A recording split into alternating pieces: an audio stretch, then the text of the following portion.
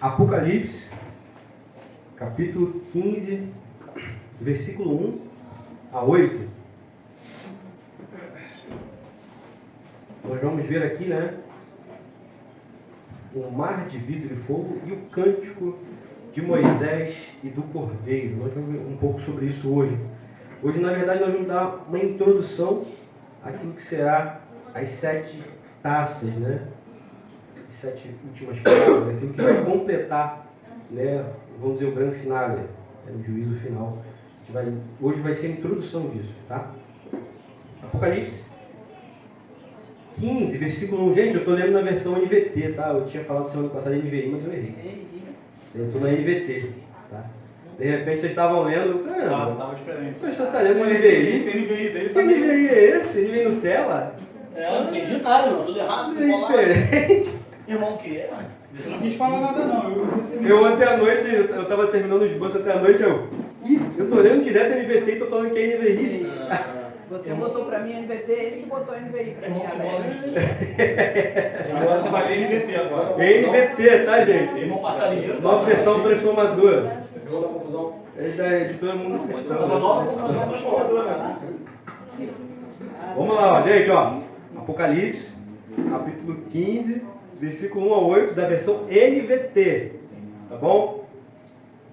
Faltando a gente achar aí ainda.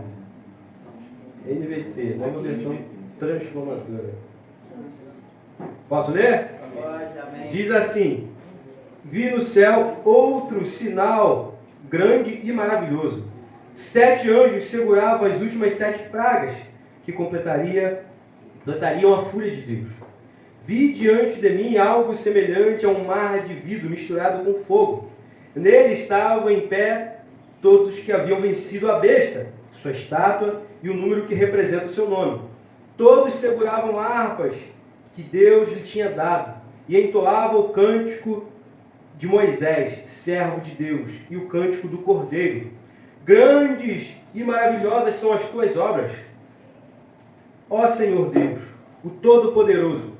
Justos e verdadeiros são os teus caminhos, ó Rei das nações.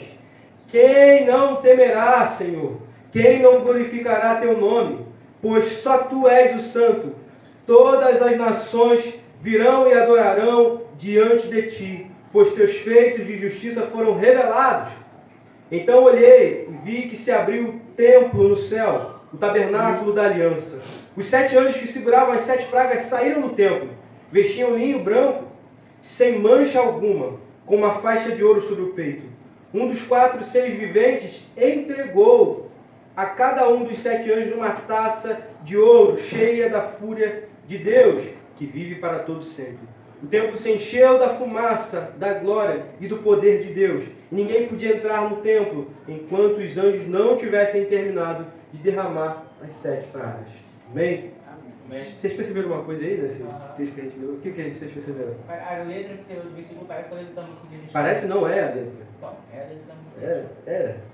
Letra. Falei pra ele, casa com a música. É a letra da música. Eles tiraram daqui também.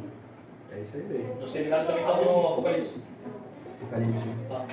É interessante que quando estava cantando, eu vou ler sobre isso hoje, né? Apocalipse. Cântico de Moisés e cântico Novo Testamento 3. do Cordeiro. Então, até quando a gente tinha EBD, né? Parece que vai tudo convergir. Certinho. A música que ia ser hoje combinou com o texto que eu já ia pregar hoje, sem a gente Programar. sem ser programado, né? São Kaique. Sempre Programado. Qual parte? Não me liguei não. São Kaique. Final, Lendo- versículo 4. lendo- Quem não te temerá, Senhor, quem não te glorificará teu nome, pois só tu és santo. Isso aí. Tinha que estar ligado, né? Cima de fogo. Então vamos lá, gente, pro texto de hoje aí, pra gente adiantar. Isso. Não adiantar que a gente não precisa correr, na verdade, não precisamos correr. Mas vamos lá. Coisas que a gente precisa lembrar, às vezes eu lembro disso e às vezes não lembro, né? Apocalipse não foi escrito de maneira cronológica, a gente, sem lembrar disso. Foi escrito de maneira cíclica, são vários ciclos contando a mesma história, com cada vez mais detalhes diferentes, né? Apocalipse conta a história da vitória do Cordeiro, né? A história do Cordeiro desde a sua primeira vinda até a sua segunda vinda, que é a última vinda. Nós já entendemos isso, né? E, consequentemente, né, a vitória do Cordeiro é a vitória de todos aqueles que o seguem, né? Também entendemos, sendo de forma repetitiva, sendo redundante, já entendemos que o Apocalipse é contado 7 vezes, né? De 7 formas diferentes, com mais detalhes, como eu já até falei, estou sendo redundante falando. Eu já falei isso, mas eu preciso lembrar. A gente viu essa história sendo contada do capítulo 1 ao capítulo 3, através das 7 igrejas. A gente já viu a mesma história sendo contada do capítulo 4 ao capítulo 7, através dos 7 selos. Nós já vimos a mesma história sendo contada do capítulo 8 ao capítulo 11, através das trombetas. Nós vimos a mesma história sendo contada do capítulo 12 ao capítulo 14, através dos inimigos do povo de Deus, né? O grande dragão, a besta do mar, a besta da terra e a grande meretriz. E do capítulo 15 ao 16, que a gente vai começar hoje, a gente vai ver essa mesma história sendo contada através das taças, né? As 7 taças da fúria de Deus ou da ira de Deus. Essa história vai se repetir de novo, do capítulo 17 ao 18, né? Vai falar sobre a queda dos inimigos do povo de Deus.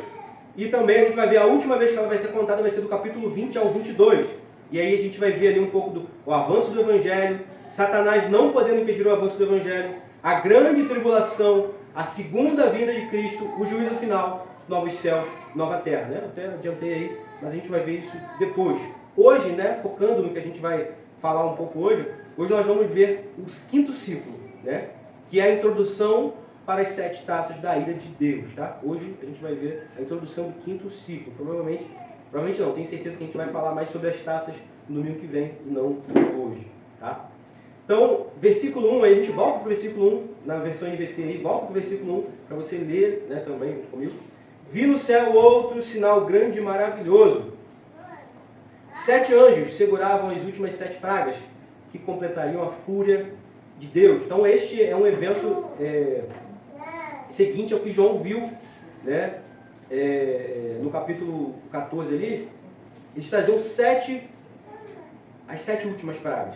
Estas pragas estavam em taças de ouro, dadas a estes anjos, né, por um dos 4 seres viventes. A gente já leu isso, inclusive, aqui no versículo 6 e 7, a gente já leu aqui do capítulo 15. Né? As 7 últimas pragas são também chamadas de 7 julgamentos das taças, mas, na verdade, elas começam, de fato, no capítulo 16. Né? Hoje a gente está dando uma introdução a essas 7 pragas ou 7 taças. Né? Essas pragas acabariam, né, com o reinado de terror do anticristo sobre aqueles que servem a Deus e também sobre o reinado de Satanás. Essas pragas vão ser o final, o grande final, vamos dizer assim, né? Vai acabar todo o mal ali. Deus vai vir com essas 7 taças, vamos dizer, da ira dele, derramando toda a ira, olhando para o capítulo 14, toda a ira sem mistura, onde não haverá, né? Quando a gente viu no capítulo 14, por que fala sem mistura no capítulo 14, a gente vai ver? Porque ainda hoje há misericórdia, mas no final de tudo vai ser toda a ira derramada sem mistura, ou seja, não há misericórdia, não haverá mais misericórdia, e assim vai ser consumado tudo aquilo que Deus planejou e falou que vai fazer. Né? Uma coisa que a gente precisa lembrar é que mais uma vez a gente vê 7 anjos segurando 7 pragas, né? As 7 últimas pragas. A gente já entendeu isso, mas é bom frisar, é que o número 7 significa perfeição. Então nós podemos dizer que até a ira de Deus é perfeita. Glória a Deus. Até a ira de Deus é perfeita. Pois a ira dele também é justa. Pois a ira dele não virá sobre os filhos da obediência. A ira dele é tão justa, tão perfeita, que só virá sobre os filhos da desobediência. Ou seja, o diabo, o anticristo, o falso profeta e os seus seguidores. Tá? Nós precisamos também entender uma coisa. No final de tudo isso, no final, né, de tudo isso aí, no final da... Como é que eu posso dizer? É que eu estou assumindo a palavra que eu quero dizer. Mas no juízo final, a gente vai ver que, querendo ou não, aqueles que não queriam adorar a Deus vão ter que confessar que Jesus Cristo é o Senhor, vão ter que se dobrar diante dele. Tá? Versículo 2. Vamos lá. Vamos ver o que diz no versículo 2. Vi diante de mim algo semelhante ao mar de vidro, misturado com fogo. Nele estava em pé todos os que haviam vencido a besta, os santos, não é isso? sua estátua e o número de que representa seu nome. Ou seja, todos aqueles que venceram a besta, ou seja, que não se dobraram diante da besta, que não se adoraram a besta, ou seja, que não adoraram o diabo, o anticristo e o falso profeta, que não se dobraram também diante da grande meretriz, que é todo o sistema de governo do mundo, né? Olhando lá para trás, eles chamam de Babilônia. E olhando para a gente hoje, Babilônia hoje é todo o sistema que governa o mundo, aí, tudo aquilo que é contra Deus. Então, todos aqueles que vão estar nesse lugar, nesse mar de vidro misturado com fogo, né? Que vão estar naquele lugar lá, nele estavam de pés os que haviam vencido a besta, sua estátua e o número daqueles que representam o seu nome. Então, você vai ver que todos aqueles que não se dobraram, que não, né, se contaminaram com isso, são aqueles que vão estar lá. João viu algo que é semelhante ao mar de vidro, né? Misturado com fogo, que a gente está vendo aqui. Né?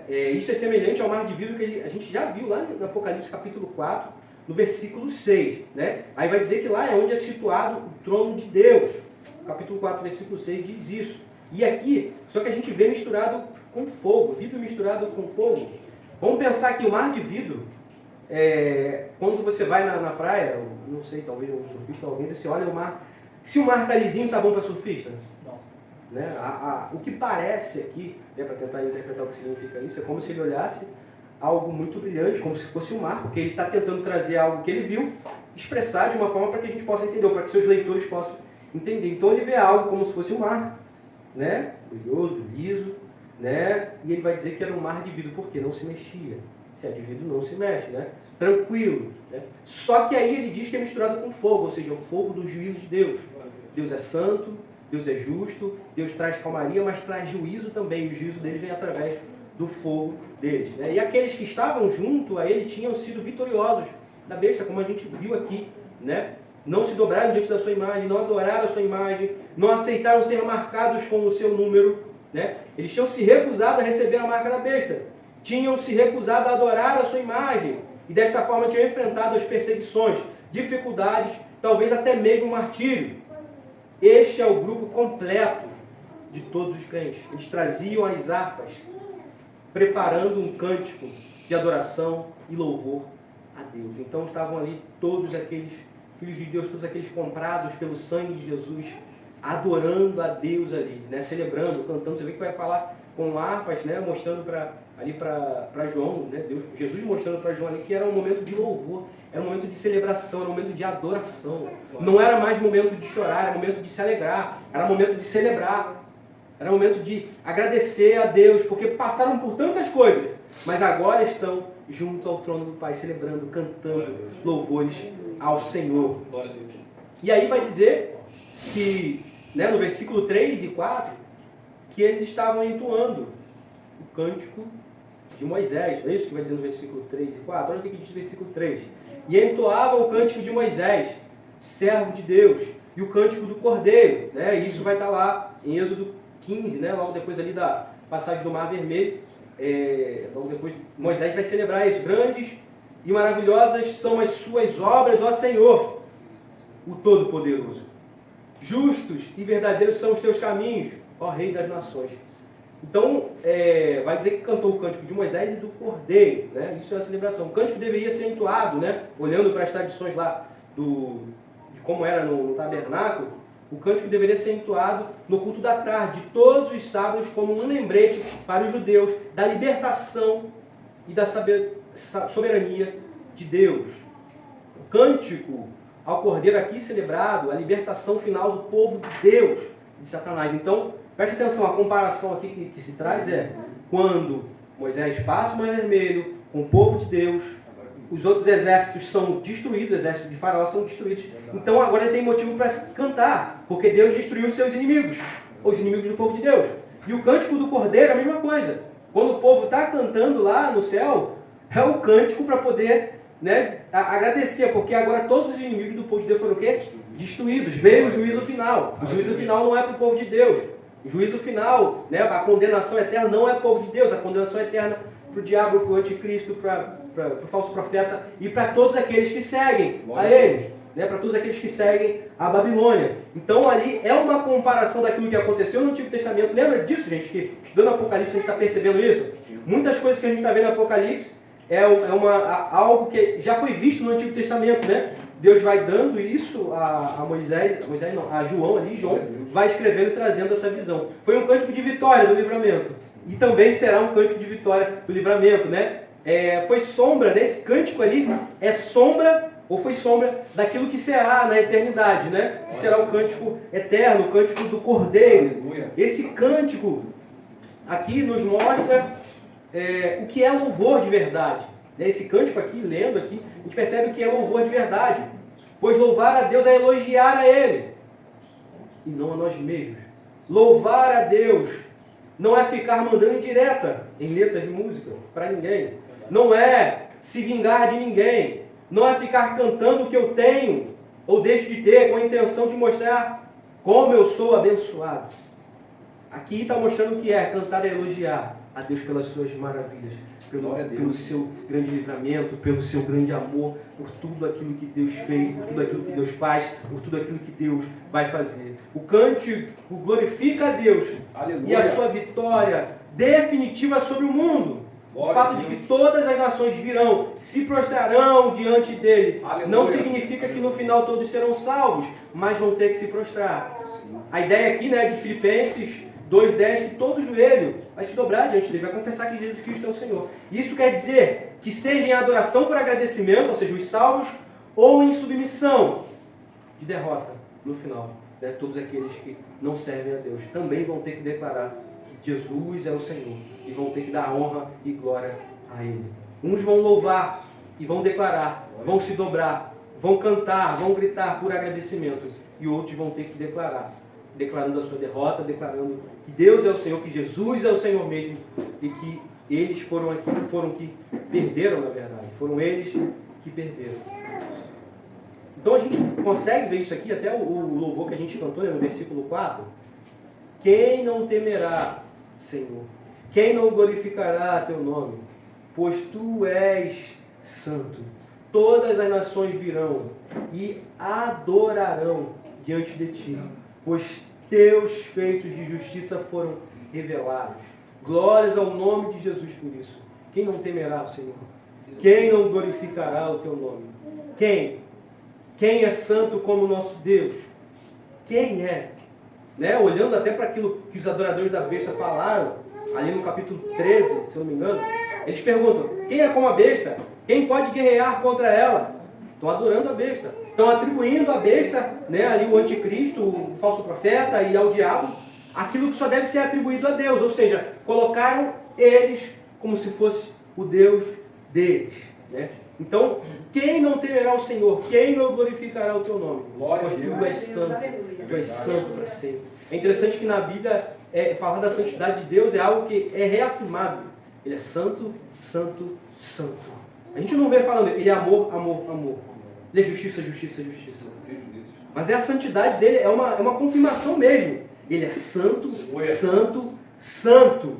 Ele é todo poderoso, é o Senhor, Rei da glória, Rei da terra. Então, a gente vai continuar agora aqui no versículo 5. Vamos ler o versículo 5? Continuando ainda aqui. Então olhei e vi que se abriu um templo no céu, o tabernáculo da aliança. Mais uma vez a gente percebe aqui esse tabernáculo aqui, olhando também para aquele tabernáculo, né? Aquilo que foi sombra no passado, apontando para o verdadeiro tabernáculo, que é o tabernáculo de Deus no céu. É isso? Então, o templo do tabernáculo do testemunho é uma tradução em grego da expressão hebraica tenda do testemunho. A gente viu isso lá em Números capítulo 17, capítulo 18, a gente tem isso lá, tá? A imagem lembra o êxodo no deserto, quando a arca do Senhor, ou seja, a arca do concerto, que simboliza a presença de Deus, residiu naquele tabernáculo ambulante, né? O tabernáculo era um lugar portátil de adoração, que os israelitas levavam consigo enquanto peregrinavam pelo deserto, né? Quando era a hora de parar, parava ali, né? A nuvem parava ali, eles estavam peregrinando, aí paravam ali, levantavam o tabernáculo, a nuvem ficava ali. Quando era a hora de levantar acampamento, levantava-se Deus, né? Levantava a nuvem da glória dele ali, sinal que era para hora de levantar acampamento, de ir embora. Então, se desmontava todo aquele tabernáculo e ia embora. Depois, né? Posteriormente, quando eles já estão na Terra Prometida, foi construída uma estrutura permanente, né? Ou seja, um templo, né? As duas palavras tabernáculo e templo referem-se ao lugar da habitação de Deus entre o seu povo. Então, olhando para o versículo 5, então olhei e vi que se abriu o templo do céu, o tabernáculo da aliança, ou seja, abriu o lugar da habitação de Deus. Como a gente já viu isso, João falando lá no Apocalipse 11, 19, né? Outra vez que ele vê ali o tabernáculo aberto ali. Os 7 anjos que saíram, a gente vai ver no versículo 6, vamos ler o versículo 6. Olha o que diz o versículo 6. Os 7 anjos que seguravam as 7 pragas saíram do templo, vestiam linho fino, linho branco, sem mancha alguma, com uma faixa de ouro sobre o seu peito. Os 7 anjos que saíram, então, estavam vestidos de linho puro, resplandecentes, cingidos com cintos de ouro pelo peito. Presta atenção, eles saíram direto do trono da glória. Então, saíram dali resplandecendo a glória de Deus, né? Como se fossem os sacerdotes ali, porque até olhando para esse significado aqui do tipo de roupa que eles vestiam, é meio que a representação daquilo que foram os sacerdotes. Então, Moisés também, João consegue, falando de Moisés, quem está falando do Antigo, toda hora, o Cântico de Moisés. Então, João também consegue entender, olhando para os sacerdotes, saindo direto da habitação de Deus, do templo de Deus, que era como os anjos ali, né? E suas vestes, vai dizer que lembravam os sacerdotes, mostravam que estavam livres de corrupção, ou seja, linho puro, linho branco, livre da imoralidade, né? E livre de toda a injustiça. Eles tinham saído da presença de Deus para cumprir a vontade de Deus. Esses anjos estariam encarregados das 7 pragas, isto é, as taças com as pragas. Assim como os 7 anjos tinham tocado as 7 trombetas, agora os 7 anjos estão com as suas taças, né, da ira de Deus, para trazer ali o juízo final. Versículo 7 e 8. O que diz versículo 7 e 8? Um dos 4 seres viventes entregou a cada um dos 7 anjos, desde que saíram ali do trono, né? Dos 7 anjos, uma taça de ouro cheia da fúria de Deus, que vive para todo sempre. O templo se encheu de fumaça, da glória e do poder de Deus, e ninguém podia entrar no templo enquanto os anjos não tivessem terminado de derramar as 7 pragas. No que parece aqui uma cerimônia, né, um solene, né? Os anjos estão saindo, estão vindo, estão trazendo as coisas como se fosse um ritual, né? Uma cerimônia mesmo ali, onde um dos 4 seres viventes entregou a cada um dos 7 anjos, né, uma taça. A cada um dos 7 anjos foi entregue a taça cheia da fúria de Deus, cheia da ira de Deus, cheia da cólera de Deus, né? Então, eles ali estão prontos a fazer aquilo que Deus determinou, né, que seja feito, né? Então, quando essas taças fossem derramadas, não haveria mais como escapar. Ou seja, seria aquilo que a gente já falou, seria a ira de Deus sem mistura, ou seja, sem misericórdia. E acontecerá então o julgamento completo, o julgamento total. E a gente vai ver aqui no versículo 8, olha o que diz no versículo 8. O templo se encheu da fumaça e da glória do poder de Deus. Ninguém podia entrar no templo enquanto os anjos não tinham terminado de derramar suas 7 pragas. Mais uma vez, é uma comparação daquilo que já acontecia no tabernáculo no Antigo Testamento. A gente vai ver em Êxodo 40, 34 a 35, diz assim, ó: então a nuvem cobriu a tenda do encontro, e a glória do Senhor encheu o tabernáculo. Aí vai dizer o versículo 35, Moisés não podia mais entrar na tenda do encontro, pois a nuvem estava sobre ela, e a glória do Senhor a enchia. Então, mais uma vez, João está falando de algo que acontecia como sombra, aconteceu como sombra no tabernáculo, né, lá de Moisés, apontando para a glória, como acontecerá. O templo se encheu da fumaça, da glória e do poder. Ninguém podia entrar no templo enquanto os anjos não tivessem terminado de derramar as 7 pragas. Então a gente viu isso acontecer lá em Êxodo 40 também. Moisés não podia entrar na tenda do encontro, pois a nuvem estava sobre ela, e a glória de Deus a enchia. A glória de Deus encheu o templo, aparecendo como fumaça. A glória de Deus colocou em ação a fase final do julgamento final. O fato de ninguém poder entrar no templo até que se consumassem as 7 pragas, né? Ou seja, dos 7 anjos, indica que o tempo da intercessão tinha terminado. Acabou, parou todo mundo. Acabou, não há mais tempo. Ninguém podia mais comparecer diante de Deus, ninguém podia também se arrepender, ninguém podia deter a Deus, nada. Parece que até mesmo, não estou afirmando que isso aconteceu, mas parece que até mesmo a adoração e o louvor foi suspenso quando foi a hora de ser derramado aquilo que é a ira, o juízo final, né? O total da ira de Deus sem misericórdia. Parece, não estou dizendo que é isso que aconteceu, mas diz que parou tudo de repente, ó, ninguém podia entrar no templo enquanto os anjos não tivessem derramado, né? Você vê que a gente já leu aqui quando fala sobre, não sei se eu vou conseguir lembrar agora, mas houve um silêncio no céu, quando também foi, a gente já leu sobre a mesma história em outro ponto, eu não anotei aqui, mas eu estou lembrando agora, por isso que eu não estou dando a referência. Então, a gente já leu em Apocalipse quando há um silêncio no céu. Há um silêncio no céu porque viria o juízo final também. Seria a questão do juízo final. Há um silêncio no céu. Aí vai dizer até o texto, por um determinado tempo, que vai dizer que meia hora. E a gente sabe que é por um determinado tempo. Então, de repente, para tudo, porque chegou a hora do juízo final. Para tudo. Para tudo. É como se os céus, enfim, o céu estivesse esperando o derramar das 7 taças da ira de Deus. Vindo assim a total destruição. Que a gente vai ver na próxima pregação, né? E a gente vai ver ali as 7... Apocalipse 8. 8 não fala isso aí, né? Isso. E havendo aberto o 7º selo, Sétimo fez selo. silêncio no céu quase por meia hora. Isso aí. Então você vê que o 7º selo aponta para o juízo final também. Sempre é o final. Então você vê que vai dizer que é selo aberto o 7º selo, houve silêncio no céu. E aqui a gente vai ver aqui no versículo 8 do capítulo 15, ó, o tempo se encheu de fumaça, a glória de Deus e do poder de Deus. Ninguém podia entrar no templo enquanto os anjos não tivessem terminado de derramar as 7 pragas. Então houve silêncio no sétimo selo, e agora a gente vê que há um parar ali, as pessoas param, ninguém podia entrar.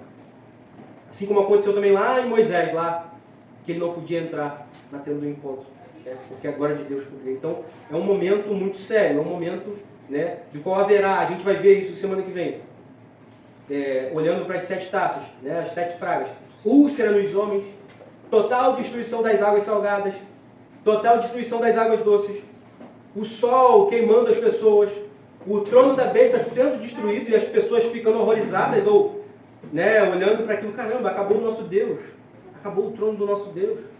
O famoso Armagedon, né, falado muito, a gente vai ver isso lá semana que vem. E, sendo assim, o juízo final, novos céus, nova terra. Então, nós vamos ficar por aqui hoje, ok? Foi rápido, né? Mas tem que ser rápido mesmo, porque não dá para pregar o 16 hoje. Eu teria que pregar os 2 capítulos se eu quisesse, né, continuar. Então, eu não vou continuar, mas já deixei um gostinho para vocês verem o que será no domingo que vem.